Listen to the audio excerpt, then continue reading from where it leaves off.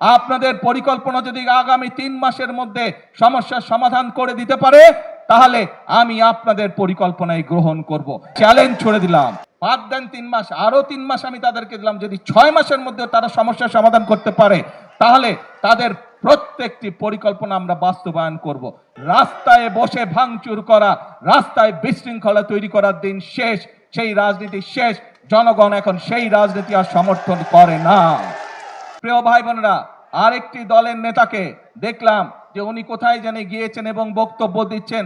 তাকে বলে মানুষ শুধু ধরে যে গ্যাস দেন, গ্যাস দেন, গ্যাস নাই, গ্যাস নাই। হ্যাঁ, আমরা তো অস্বীকার করছি না যে গ্যাসের সমস্যা আছে, তবে তার উদ্দেশ্যে আমি বলতে চাই, সেই নেতাদের উদ্দেশ্যেও আমি বলতে চাই যারা মঞ্চে বসে পিছনে ফ্যানের বাতাস খেয়েছে, সামনে হারিকেন রেখেছে, সবার উদ্দেশ্যে বলতে চাই, বিএনপি জনগণের কাছে জন্য কাজ করছে। বিএনপির পরিকল্পনা রয়েছে জনগণের জন্য। কিভাবে আমরা জনগণের এই জ্বালানি সমস্যার সমাধান করব, ইনশাল্লাহ আগামী এই যে সংসদ 27 তারিখে শুরু হবে, এই সংসদে আমরা সংসদের মধ্যেই আমরা বাংলাদেশের জনগণের সামনে উপস্থাপন করব আগামী 10 বছর আমরা কিভাবে এই দেশের মানুষের জন্য জ্বালানি সমস্যার সমাধান করব, সেই পরিকল্পনা দেব। আজকে এই সকল রাজনৈতিক দলকে পরিষ্কারভাবে আমি বলতে চাই, আপনারা যদি মনে করেন অতই জনগণের প্রতি আপনাদের দায়িত্ব আছে, তাহলে আপনাদের পরিকল্পনা নিয়ে আসুন জনগণের সামনে। আপনাদের পরিকল্পনা যদি আগামী 3 মাসের মধ্যে সমস্যার সমাধান করে দিতে পারে, তাহলে আমি আপনাদের পরিকল্পনায় গ্রহণ করব। তাদের প্রতি আমি চ্যালেঞ্জ ছড়ে দিলাম। যেই বিদ্যুতের সমস্যা রয়েছে, যেই গ্যাসের সমস্যা রয়েছে, সেইটি সমাধানের জন্য তারা যদি সরকার থেকে ভালো কোনো পরিকল্পনা নিয়ে আসতে পারে, যে পরিকল্পনা আগামী 3 মাসের মধ্যে, বাদ দেন 3 মাস, আরো 3 মাস আমি তাদেরকে দিলাম, যদি 6 মাসের মধ্যে তারা সমস্যার সমাধান করতে পারে, তাহলে তাদের প্রত্যেকটি পরিকল্পনা আমরা বাস্তবায়ন করব।